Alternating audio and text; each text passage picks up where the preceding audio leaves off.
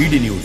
नक्सलवाद के उन्मूलन की दिशा में मध्य प्रदेश की बड़ी सफलता सीएम डॉक्टर मोहन यादव की गरिमामयी मौजूदगी में बालाघाट में पुनर्वास से पुनर्जीवन कार्यक्रम के तहत 10 नक्सलियों ने आत्मसमर्पण किया है। नक्सल मुक्त मध्य प्रदेश के संकल्प की दिशा में अत्यंत महत्वपूर्ण सफलता है। प्रदेश सरकार की नक्सल पुनर्वास नीति से प्रदेश में शांति, भरोसा और मुख्यधारा से जुड़ने का मार्ग प्रशस्त हुआ। पुनर्वास से पुनर्जीवन के तहत 4 महिलाओं समेत 10 इनामी नक्सली बालाघाट में आत्मसमर्पण कर समाज की मुख्यधारा से जुड़े। ये सुशासन की शक्ति, कानून व्यवस्था की दृढ़ता और विकास में विश्वास का सुफल है।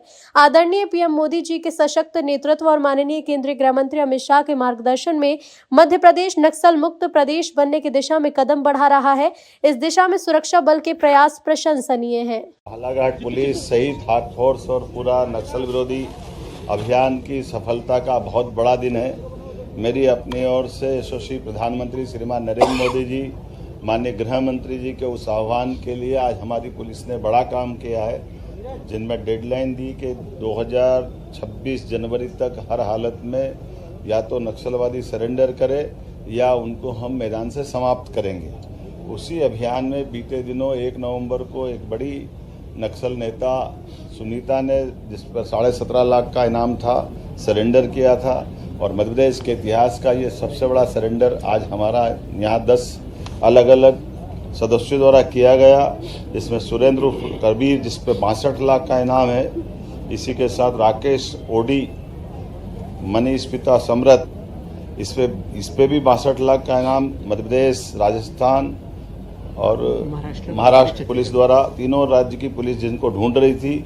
समारू, इस पे 14 लाख का इनाम, सलिता और सावित्री, इस पे 14 लाख का इनाम, विक्रम उर्फ हिडमा, इस पे 14 लाख का इनाम, लाल सिंह मरावी, इस पे 14 लाख का इनाम, शिल्पा निप्पो, इस पे 14 लाख का इनाम, जरीना जोगी मुसाक, इस पे 14 लाख का इनाम, जयशीला उर्फ ललिता 14 लाख का इनाम, नवीन नुप्पो, इस पे भी 14 लाख का, कुल जमा लगभग 2,36,00,000 का इनाम इन विविध अलग अलग प्रकार के 10 नक्सलवादी दलम पे था। इन्होंने सबने पुलिस की योग्य कार्रवाई के कारण से अपने आप को सरेंडर किया है।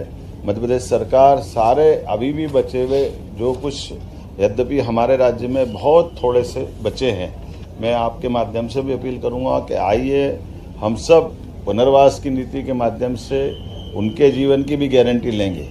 लेकिन ये समय सीमा भी है और यशस्वी प्रधानमंत्री श्रीमान नरेंद्र मोदी जी और गृह मंत्री जी का हमारा सबका संकल्प है कि हर हालत में हमारी धरती पर नक्सलवाद का हम खात्मा करके रहेंगे।